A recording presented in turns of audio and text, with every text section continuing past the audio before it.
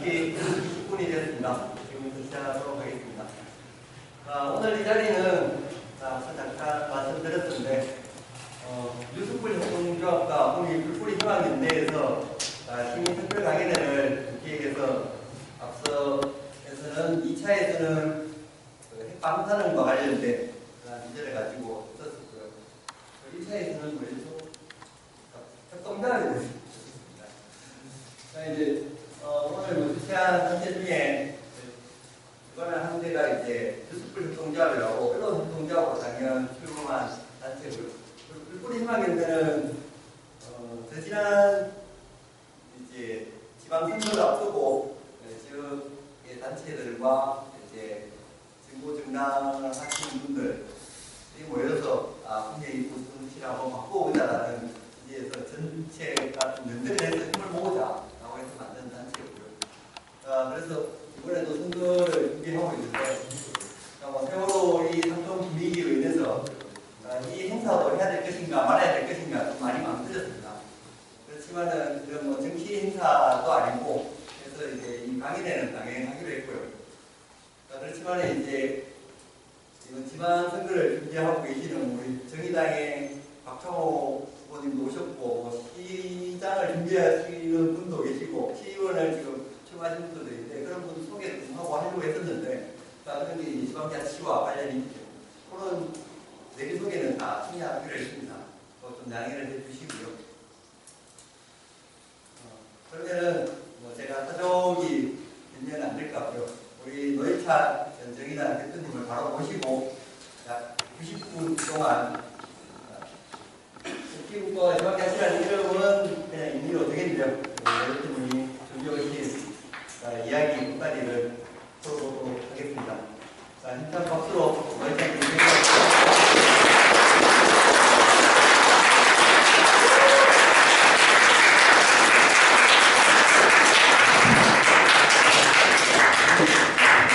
네, 여러분 반갑습니다. 노회찬입니다. 다시 인사드리겠습니다.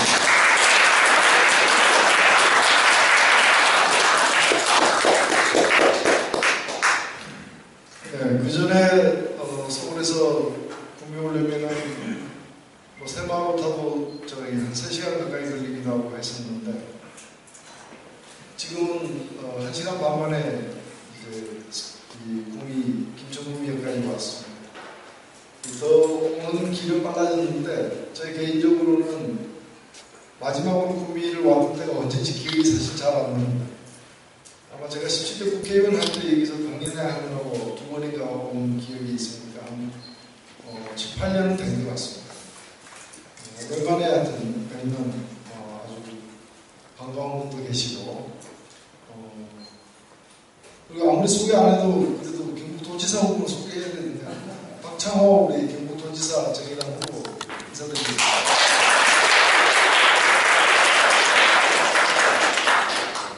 사실 저도 한 일주일 동안 세월호 사건이 일어난 지 오늘이 딱 날수로 1회째입니다. 7일째인데 며칠 전에 대구의 노동조 교육감독 말고 모든 일정이 전부 다 중단이 됐습니다. 모든 행사가 전부 다 이제 취소되거나 연기된 그런 상태입니다. 그래서 오늘 그 사건에 관해서 아무 얘기도 안 하고 다른 얘기를 하는 것은 불가능한 것 같습니다.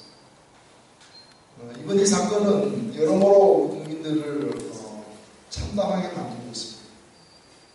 아직도 구조가 끝나지 않았습니다만 그리고 아직도 기적이 일어나서 기적 같은 일이 일어나서 몇 명이라도 그 어린 아이들이 학생들이 살아있기를 바라는 심정은 절절합니다.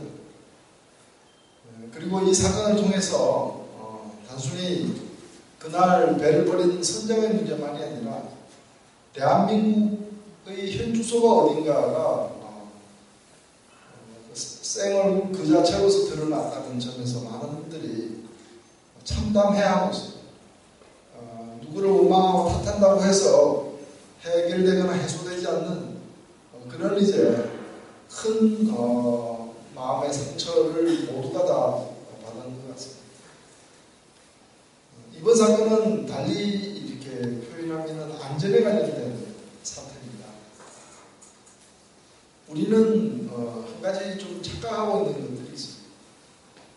살수록 문명이 발전할수록 사회가 이렇게 성숙해질수록 더 안전해질 걸로 보통 그렇게 많이들 오해를 하고 있습니다. 그런데 실제로 지난 100년간의 통계를 이렇게 내보면은 지난 100년 동안 이 지구상에서 일어났던 일들을 갖다가 평가를 한 걸 보면은 문명이 발전할수록 산업이 발전할수록 뭐 다르게 표현한다면 뭐 GDP가 높아질수록 안전으로 인해서 목숨을 잃는 사람 수가 더 늘어난다는 거예요. 얼핏 보면 잘 이해가 안 되는 일 같지만 그게 사실입니다. 근데 어찌 보면은 조금만 더 생각해 보면 당연한 일이긴 합니다. 예를 들면 100년 전 같으면은 안산에 있는 어느 고등학교에서 학생들이 제주도까지 배 타고 수학여행 갔겠습니다. 그런 일이 없었던 거죠. 말레이시아에서 300명의 아까운 사람들이 비행기 타고 중국으로 가는 일이 50년 전에 있었겠습니까? 없었습니다. 사실은 문명이 발전하고 사람이 발전할수록 인간의 활동 반경은 더 높아집니다. 더 안 가는 곳도 더 멀리 가게 되고 더 높이 떠다니게 되고 또 더 높은 곳에 살기도 하고 더 깊은 곳에 또 가기도 합니다. 활동 반경이 넓어지기 때문에 따라서 위험에 노출되는 확률이 더 높아지고 그에 따라서 과거보다 훨씬 더 안전 장비도 우수해지고 모든 이동 수단도 더 성능이 좋아지는 반면에 동시에 또 안전사고가 일어나는 확률에 따라서 숨져갈 사람이 늘어나는 겁니다. 그래서 실은 20세기 후반부터 시작해서 이른바 이 진보 영역에서도 안전이 굉장히 중요한 가치로 부상하기 시작했습니다. 그래서 20세기 후반부터 세계 각국에서 거의 자유, 평등, 평화에 준하는 수백 년 동안 인류의 어떤 보편적인 가치로서 인정받아왔던 게 자유, 평등, 평화 이런 개념 아닙니다. 그에 준하는 그와 거의 동급의 가치로서 우리가 추구한 가치로서 이 안전 문제가 사실은 부상을 했던 겁니다. 박근혜 대통령 당시 후보가 이 안전 문제를 강조해서 들고 나온 것도 그냥 무슨 선거 캠프의 아이디어가 아니라 그런 어떤 시대적인 어떤 추세와 그것이 또 반영된 것이기도 합니다. 사실 저도 몇 년 전에 큰 선거에 나갔을 때 저도 이 안전 문제를 굉장히 중요한 이 정책 아젠다로 이렇게 삼았던 기억이 납니다. 행정안전부라는 이름의 정부 부처를 안전행정부로 안전이 중요하다는 그 이유 때문에 바꾼 것도 박근혜 정부가 출범하고 난 후의 일이었습니다. 근데 사실은 이렇게 학계에서 이 중요성이 지적이 되고 대두가 됐음에도 불구하고 실제 우리는 안전행정부 시대에 살고 있지만 그 이름이 행정안전부였던 시절이나 지금이나 뭐가 크게 바뀐 건 없습니다. 행정안전부, 안전행정부 예산이 작년 말 국회에서 통과된 예산이 40조입니다. 40조인데 그 중에서 안전에 관련된 안전행정부니까 안전 플러스 행정일 텐데 하는 일이 총 40조의 예산을 갖고 있는 안전행정부에서 안전에 관련된 예산은 1,700억에 불과합니다. 그러니까 1%도 안 됩니다. 정확히 보면 0.4%입니다. 그러니까 안전은 0.4%고 행정이 99.5를 넘어서는 예산 비율. 그게 우리가 지금 안전에서 돈을 어떻게 쓰고 있는가 이런 걸 보여주는 겁니다. 이번에 도망간 선장 지금 검찰에서는 저거 살인죄를 기소해야 되지 않느냐. 사실 저는 온 국민이 천인 공노할 그런 이제 납득할 수 없는 행동을 저지른 그 선장에 대해서 분노를 표출하고 있습니다만 그리고 대통령까지 나서가지고 그 선장에게 무슨 살인자라고 사실 대통령이 그런 얘기를 함부로 해서는 안 되는데 대통령까지 그런 식으로 이제 얘기를 하고 있는 마당입니다. 근데 그 사람 혹시 여러분 그 이준석 선장 급여가 얼마인지 아십니까? 270만 원. 그 시각에 배를 모은 것으로 되어 있는 3등 항해사, 그 사람은 얼마입니까? 170만 원. 그 두 사람 다 비정규직이죠. 계약 기간이 1년도 안 되는 비정규직입니다. 그 사람의 행동은 우리가 용납할 수 없지만, 또 임금이 적다고 해서 마구잡이로 임명을 무시해도 좋다는 것은 결코 아니지만, 우리가 그 안전에 대해서 어느 만큼 투자를 평소에 하고 있는가 하는 것이 거꾸로 그 사람의 급여에서 다시 드러나는 겁니다. 총체적인 불감정이죠. 물론 가장 큰 책임은 정부 당국에 있습니다. 정부 당국이 책임져야죠. 책임지라고 권력을 준 것이고 책임지라고 돈을 맡긴 거 아닙니까? 오전 8시 40분에 그 선장이 배를 버렸습니다. 승객을 버렸습니다. 죽을 짓을 한 거죠. 그러나 선장이 배를 버린 다음부터는 누구 책임입니까? 선장이 배를 버린 행위는 용납할 수 없는 그런 행위지만, 선장이 배를 버린 순간부터는 그 배는 바로 정부 책임입니다. 해경, 해군, 정부, 안전행정부, 청와대 책임입니다. 세월호 선장은 이준석이지만 대한민국 호라는 배의 선장은 누구입니까? 박근혜 아닙니까? 대한민국 호 선장이 세월호 선장에게 모든 걸 다 미뤄서 되겠습니다. 저는 아직은 생존자가 있을 수 있는 그런 구조활동 기간이기 때문에 정치적으로 추궁하는 것은 저희 지금 좀 자제를 하고 있어요. 그러나 제가 제일 두려워하는 건 그런 겁니다.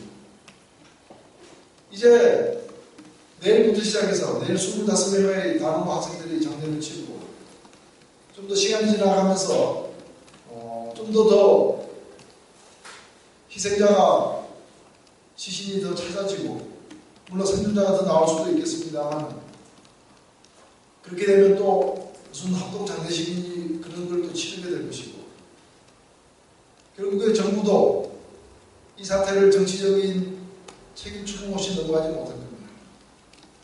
국무총리를 포함해서 내각이 총사퇴하거나 전면 개각에 버금가는 그런 대폭 개각이 이루어질 가능성이 매우 큽니다. 지방선거 전에.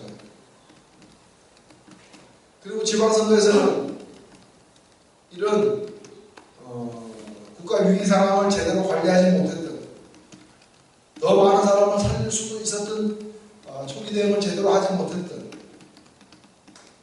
정부에 대한 원망이 아마 표로 반영이 될 겁니다. 그렇게 되면 그 정치적인 반사이익은 제1야당부터, 아니 제1야당이 주로 얻을지도 모릅니다. 그러면 총리와 장관들 몇 명 자르고 그 기세 등등하던 새누리당이 국민들한테 선거 참패라는 어떤 야단을 맞고, 그러고 나면 그 다음에 뭐가 남습니까? 저는 이런 게 사실 두렵습니다. 이제 몇 명이 최종 희생자가 될지는 아직 모릅니다만, 지금 아직까지 구조되지 않은 사람 수와 이미 사망한 사람 수를 합하면 300명이 좀 넘습니다. 이 300명의 목숨의 대가가 전면 개각, 그리고 새누리당 선거 참패, 그것도 이번 선거에 한해서 참패와 바꿀 만한 겁니다. 그리고 이 대한민국은 앞으로는 저런 어처구니없는 참사가 앞으로는 다시는 일어나지 않을 거라는 보장이 또 어디에 있습니까? 저는 박근혜 정부가 당연히 내각 총사퇴를 해야 되고 선거에서 국민들의 혹독한 평가를 받아야 된다고 생각하는 사람이지만, 우리 스스로가 그 정도로 끝난다라고 생각해서는 안 되지 않느냐라는 말씀을 드립니다. 왜냐면은 그거는 당연히 이루어지게 될 일이지만은 그런 과정이 앞으로 다시는 저런 사고가 일어나지 않는 어떤 시스템, 또 위기 상황에서의 어떤 그런 제대로 된 리더십을 보장해 주는 것도 아니라는 겁니다. 그런 점에서 우리에게 가장 중요한 목표는 다시는 이런 어처구니 없는 후진격함 사고가 일어나지 않도록 하는 것이고, 그리고 산업이 발전할수록 대형 그것이 인재든 자연재해든 관제이든 이런 안전과 관련된 대형 사고는 더 빈번히 더 많이 일어나는 것이 세계적인 통계로 입증되고 있는 이 상황에서 더 큰 재난에 대비하기 위해서 평소에 우리가 어떤 시스템을 갖다가 구축하고 어떻게 철저한 관리를 지속시켜 나가고 또 위기 시에 어떤 리더십을 제대로 발휘할 수 있는 그런 체제를 어떻게 갖추느냐 하는 숙제는 온전히 따로 나오게 되는 거예요. 그런 점에서는 우리 국민들도 마찬가지입니다. 이미 지적이 되고 있습니다만 우리가 저는 이번 사태를 보면서 IMF가 떠올랐어요. IMF 때 우리가 어떻게 했어요? IMF 그때 무슨 당군 이래 최초의 어떤 경제 위기다라고 얘기했어요. 금융 위기. 대출 이자가 20%까지 넘어가면서 금융 시스템이 다 망가지면서 그리고 외환이 고갈되니까 대출 이자 20%까지 넘어가면서 모든 기업들이 지금 위기에 직면했습니다. 그때 우리 어떻게 했어요? 그때 대한민국이 썼던 방식, 물론 IMF가 권고했기도 했지만 썼던 방식이 바로 뭐였는가 하면은 강자를 살리기도 했습니다. 요즘에 와서 많이 얘기하고 있습니다만 타이타닉호가 바로 102년 전에 물에 빠질 때 그때 승객이 구출되는 과정에서 적용된 원칙은 뭐였습니까? 약자 우선이었습니다. 약자 우선. 이번에도 보면은 그 배의 강자라고 볼 수 있는 배를 운전하는 지휘권을 갖고 있는, 통제할 수 있는 권력을 갖고 있는, 그리고 배에 대해서 누구보다 가장 잘 알고 있는 사람 순서대로 빠져나왔습니다. 그래서 지금 욕을 듣고 있는 거 아닙니까? 근데 사실은 세월호만 욕할 거냐. 대한민국 호라는 이 나라가, 이 공동체가 세월호처럼 운영되어 온 건 아니냐. IMF가 그 사태가 발생했을 때 그 수십 조의 공적 자금이 어디로 갔습니까? 가장 힘든 사람들부터 한테 갔습니까? 그것은 대기업에게만 갔습니다. 유망한 중소기업은 안 갔습니다. 여러분 기억나십니까? 얼마 전까지 그 무렵에 일요일마다 일요일 오후 4시, 5시쯤이면 TV에 유망한 중소기업 사장이 나와가지고 눈물을 흘리면서 그 기업이 돈만 조금 있으면, 운전 자금만 조금 있으면 제대로 살아갈 수 있고 굉장히 번창할 수 있는 기업이라는 걸 보여준 다음에 한 통에 1,000원짜리입니까? 5,000원짜리입니까? 막 이 전화 걸면 5,000원씩 하는, 그래서 그 모금을 해가지고 안겨주는, 거기에 나왔던 그 중소기업 업체들 공적자금 대상이 아니었죠. 공적자금 전부 다 대기업만 받아갔습니다. 물론 일부 대기업 중에는 무너진 대기업도 있지만 그렇게 됐습니다. 강자만 살리면 처방을 해봤죠. 이게 경제학적으로는 뭐라고 하는데 낙수효과라고 합니다. 경제학 용어가 있습니다. 낙수효과. 위기 상황에서는 센 놈부터 살려야 된다. 강한 자를 살려야 된다. 그러면 그 강한 자가 살아나서 나중에 약자까지 살게 만든다. 1998년 IMF 직후에 울산 현대자동차에서 어떻게 했습니까? 15,000명을 구조조정하지 않으면 현대자동차 무너진다고 했습니다. 그 구조조정을 한다고 하니까 노동조합에서 장기간에 파업에 들어갔습니다. 결국에는 병해퇴직 등등의 여러 명목으로 해서 15,000명 정도가 사표를 냈습니다. 그때 회사가 뭐라고 했습니까? 이걸 15,000명 자르지 않으면 회사는 무너진다고 했습니다. 회사가 살아야 직장도 있을 거 아니냐. 회사가 살아야 월급도 나올 거 아니냐. 그럼 회사가 나중에 살아나면 어떻게 할 거냐? 당연히 그 잘린 사람부터 먼저 구하겠다고 얘기했습니다. 지금 현대자동차는 1998년 15,000명을 자를 때 현대자동차와 비교할 수 없을 정도로 큰 회사가 됐습니다. 매출도 그렇고 영업이익도 그렇고 심지어는 쓰고 남은 돈 어디 쓸지 정할 수 없는 돈, 그래서 그냥 현찰로 그냥 갖고 있는 사내 유보 액수만 하더라도 어마어마합니다. 부채, 그 당시에는 부채가 상당했지만 지금 부채가 없습니다. 현대자동차는. 회사는 굉장히 커졌습니다. 질적으로 양쪽으로 좋아졌습니다. 그러면 그때 잘려나간, 회사를 살리기 위해서 잘려나간 15,000명은 어떻게 됐습니까? 단 한 명이라도 그 15,000명 중에 단 한 명이라도 정기적으로 다시 복귀한 사람이 있습니까? 없습니다. 이게 우리 한국이라는 나라가 지난 20년 동안 아니면 그 오래전부터 운영해온 시스템입니다. 시스템. 이명박 정부가 2008년도에 들어서 가지고 제일 먼저 한 일이 뭡니까? 바로 이 낙수 효과, 트리클 다운이라는 거. 낙수 효과 이 철학에 의해서, 이 노선에 의해서 재벌 대기업부터 살려야 된다. 경제가 어려우니까. 그래서 세금을 깎아주기 시작했습니다. 법인세 인하하고 소득세도 사실은 최고 후반 소득세 인하했습니다.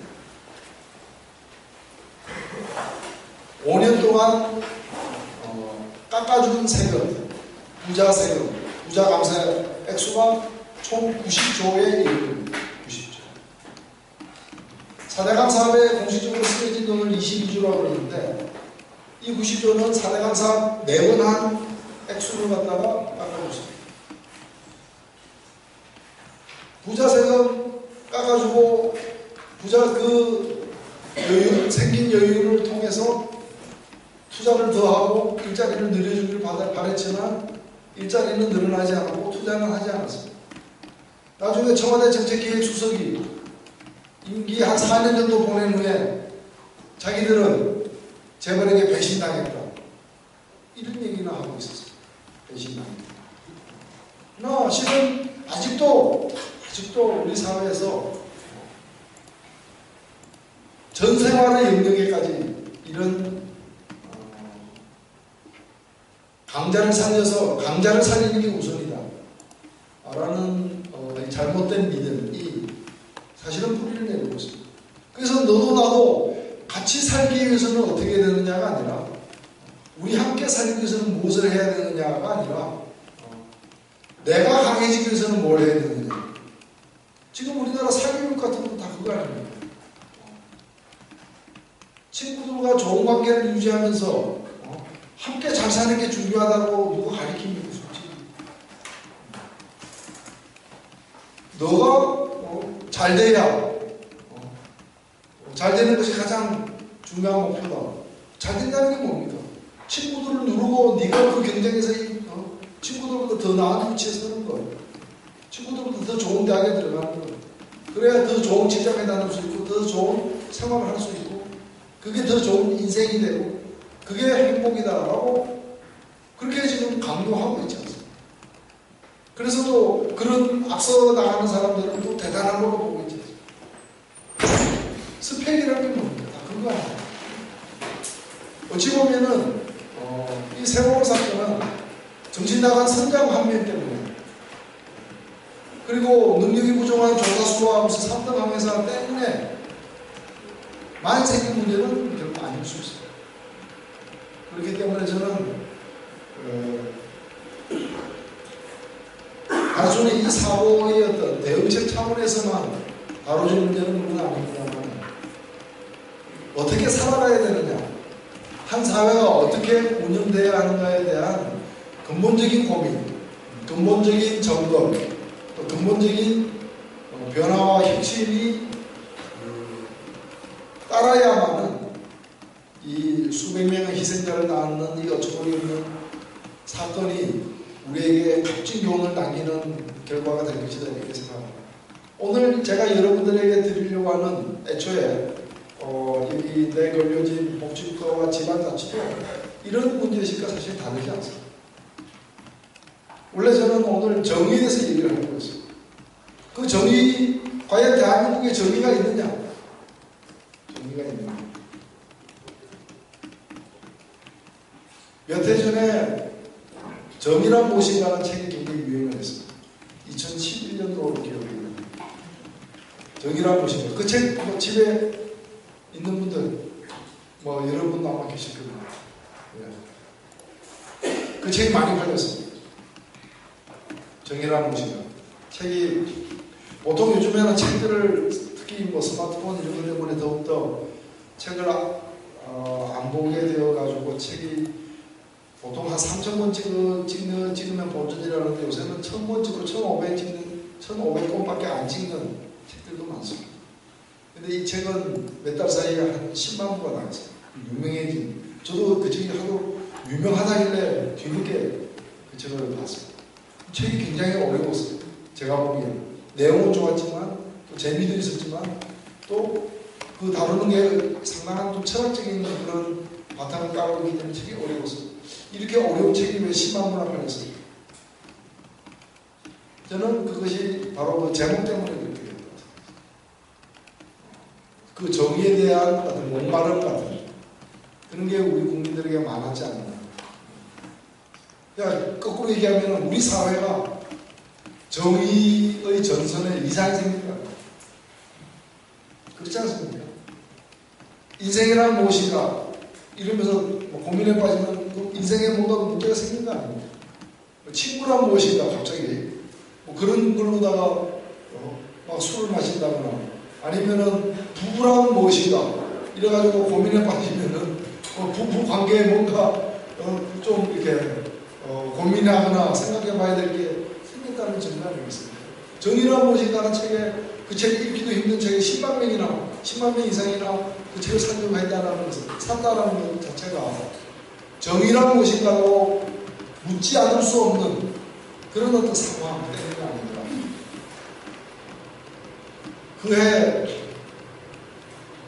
7월인가 8월에 여름휴가 때 신문에 이명박 대통령이 여름휴가에 가져가는 책 그래서 10권인가가 소개된 적이 있었어요.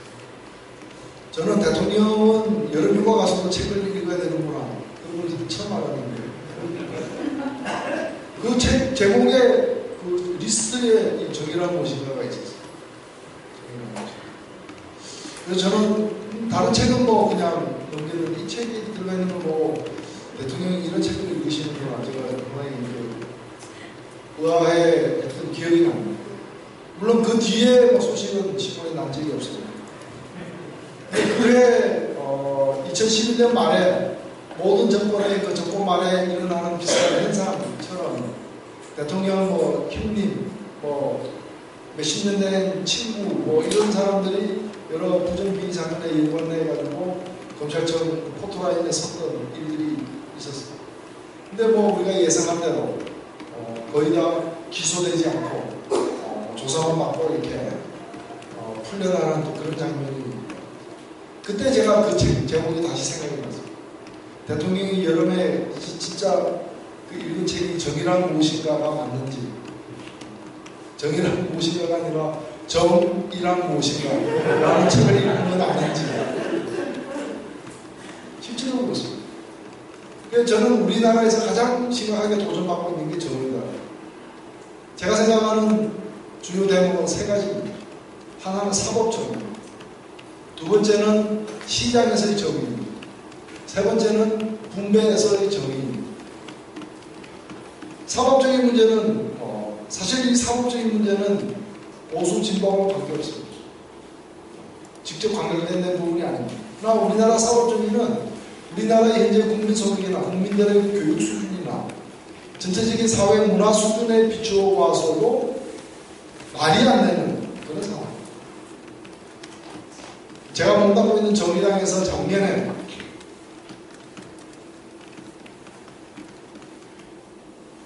유럽 우리나라에 와 있는 유럽 대사, 유럽의 여러 나라 대사 5명을 순차적으로 불러가지고 유럽 복지국가에 대한 생생한 얘기를 듣는 자리를 마련한 적이 있습니다. 그때 독일 대사가 중간에 왔었어요. 현재도 그 사람이 한국에 와 있는 독일 대사입니다. 이 사람은 외교관 출신이 아니라 애초에는 검찰 출신입니다. 그러니까 검사하다가 뜻한 바가 있어서 외교관이 되어서 한국에는 대사로 처음 온 그런 사람이에요. 그 사람 얘기가 한국으로 대사로 임명받고 독일을 떠나기 전에 독일에서 여러 차례 자기 아는 사람들의 송별회가 있었는데 그 중에 하나가 과거에 검사를 함께 했던 현직 독일 검찰들이 마련해준 송별회였는데 거기서 한국 간다 그랬더니 그 검사들의 고유 반응이 야 거기는 네가 갈 게 아니라 우리 검사들이 가야 되는데 한국 검사들 엄청 바쁘다는데 우리나라 그 검찰과 관련된 여러 어떤 사건, 사고 이런 것들이 외국에도 그만큼 알려져야 되는 거예요. 그러면서 하는 얘기가 다들 그러나 가지 않겠다는 거예요. 왜 그런 얘기가 나왔냐고 제가 물어보니까 설명이 뭐냐면 한국에서는 검찰이 국민적 신뢰를 받지 못한다는 걸 독일에 있는 검찰들이 잘 알고 있어요. 독일에서는 대형 부정 비리 사건 이런 걸 검찰이 수사해서 발표하면 1000건을 발표하면 999건은 국민들이 믿는다. 기본적으로 검찰이 얘기하는 것은 100% 다 국민들이 믿고 따른다는 거예요. 한국에서는 검찰이 1000건을 발표하면 한 건 정도 믿는 거예요. 999건을 못 믿는 거예요.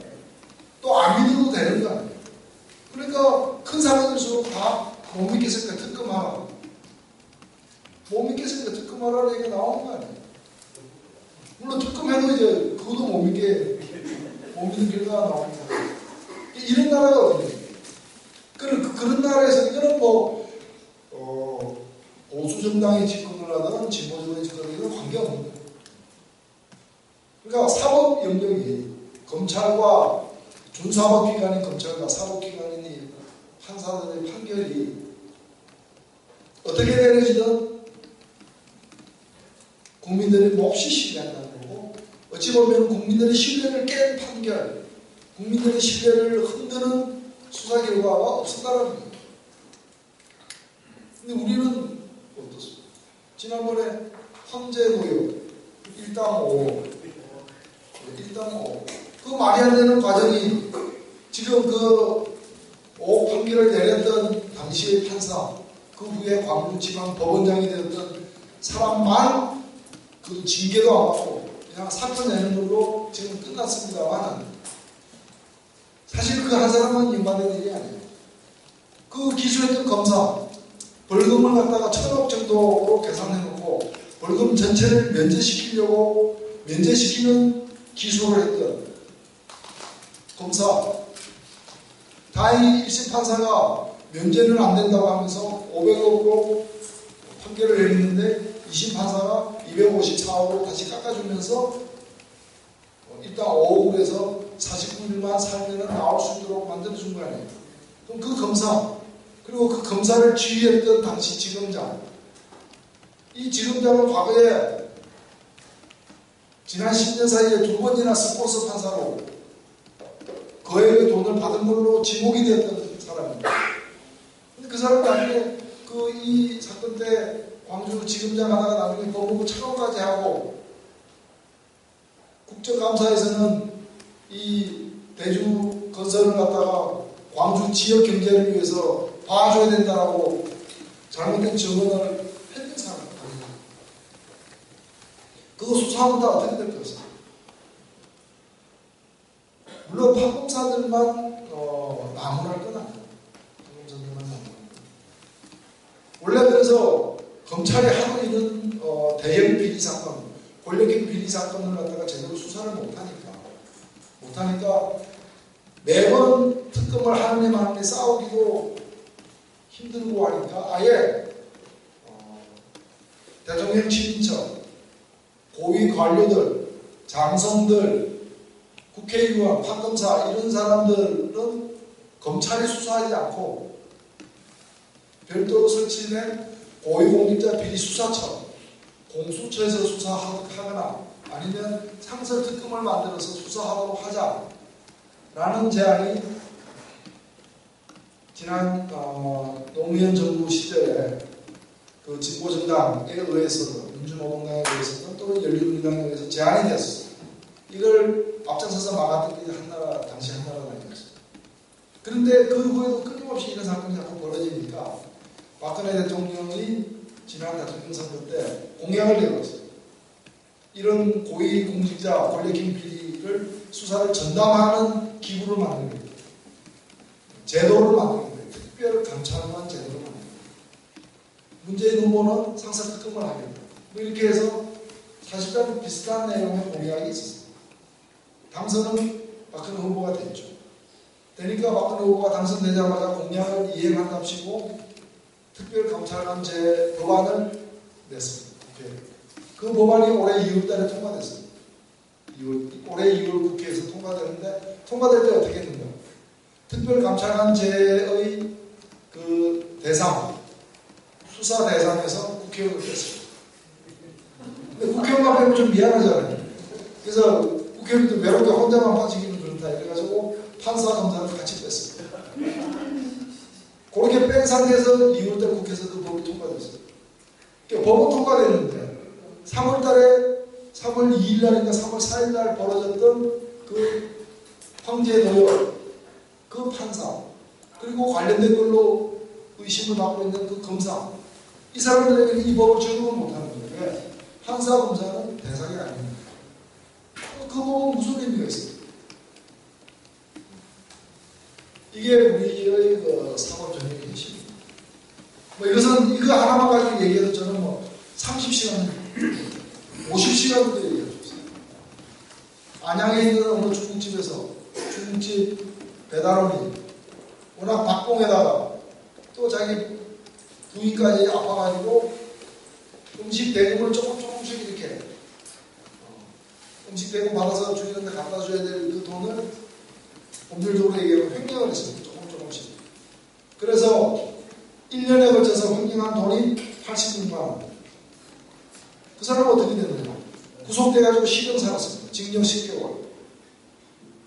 그런데 여러분도 잘 아는 디모 그룹, 우리나라 10대 재벌에 드는 두모 그룹이라고 아십니까? 두모 그룹이죠. 두산모 그룹. 여기 형제 일가들이 오나 일가들이 수년에 걸쳐가지고 300수십억을 횡령을 했어요. 횡령해서 회사 재원으로 쓰느냐 그거 아니죠. 횡령을 해가지고 가정부 월급부터 시작해서 자기들이 그냥 생활비로 다 나눌 수 있습니다. 그런 비밀스러운 일이 어떻게 밝혀졌느냐. 형제들끼리 재산 분쟁하는 바람에 서로 싸우는 바람에 서로 고소하면서 서로 다 깎는 겁니다. 그래 이게 다 드러났어요. 86만 원 횡령한 사람이 징역 10개월 살았는데 이 300억 이상 횡령한 사람들 어떻게 됐습니까? 단 한 명도 단 아무도 감옥에 안 갔어요. 전부 다 집행유예예요. 무슨 IOC 위원 평창올림픽 유치를 위해서 IOC 위원인데 원래 IOC 위원 정도 되는 사람이면 벌을 더 엄하게 받아야 되는 거 아니에요? 그게 정상인 거 아닙니다.